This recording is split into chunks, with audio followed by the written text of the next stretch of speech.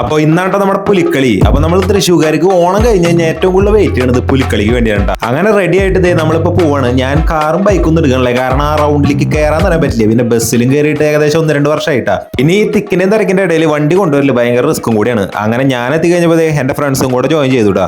അങ്ങനെ നമ്മൾ കറക്റ്റ് സമയത്ത് എത്തിയപ്പോൾ തന്നെ ഫ്ലാഗ് ഓഫ് ചെയ്തിട്ട് പരിപാടി സ്റ്റാർട്ട് ചെയ്തുട്ടാ. പിന്നെ ഇവിടെ നിൽക്കുമ്പോൾ എനിക്ക് ഏറ്റവും കൂടുതൽ വ്യൂ പോയത് ഇങ്ങോട്ടേക്കാട്ടാ. അത് എല്ലാ തൃശ്ശൂർക്കാർക്കും അങ്ങനെ തന്നെയായിരിക്കും. അങ്ങനെ പുലിക്കളിയൊക്കെ സ്റ്റാർട്ട് ചെയ്തുട്ടാ. തൃശ്ശൂർ സിറ്റിയുടെ പല പല ഭാഗത്തു നിന്നായിട്ടാണ് പുലിക്കളികൾ ഓരോ സെറ്റുകൾ വന്നോണ്ടിരിക്കുന്നത് കേട്ടാ. അങ്ങനെ വലിയ പുലികളൊന്നും ഞാൻ കണ്ടില്ല കേട്ടാ. സംഭവം ഒരു ആവറേജ് പുലികൾ മാത്രമായിട്ട് എനിക്ക് തോന്നിയിട്ടുള്ളത്. പിന്നെ ഈ ഒരു സ്റ്റാച്ചു നല്ല രസമുണ്ടായിരുന്നു കേട്ടോ. പിന്നെ ഇതുപോലെ വലിയൊരു സിറ്റിയുടെ നടുക്ക് വഴിയൊക്കെ ബ്ലോക്ക് ചെയ്തിട്ട് ഇതുപോലെയൊക്കെ നടക്കാൻ പറ്റുന്ന അവസരങ്ങൾ വളരെ ചുരുക്കം ഉണ്ടാവുള്ളൂ. അങ്ങനെ ക്ഷീണം കാരണം ഞങ്ങൾ ചെറിയൊരു ചോളൊക്കെ വാങ്ങിച്ച് കഴിച്ചു വിട്ടാ. പിന്നെ ഇതുപോലെ കുറച്ച് കാറുകൾ കണ്ടപ്പോ അതിൽ നിന്ന് 2 വാങ്ങിച്ചിട്ടുണ്ടായി. പിന്നെ ഒരു ബായുടെ അടുത്തുനിന്ന് ഇതുപോലെ ഒരു മസാല പൊരി വാങ്ങിച്ച് കഴിച്ചിട്ട് ഞങ്ങൾ തിരിച്ചു പോകണ്ട. പോണ വഴിക്ക് വലിയൊരു പുലിനെയും കൂടെ കണ്ടുട്ടാ. ഇത് എവിടെയാന്ന് അറിയാവുന്നവരുണ്ടെങ്കിൽ ഒന്ന് കമന്റ് ചെയ്തോ.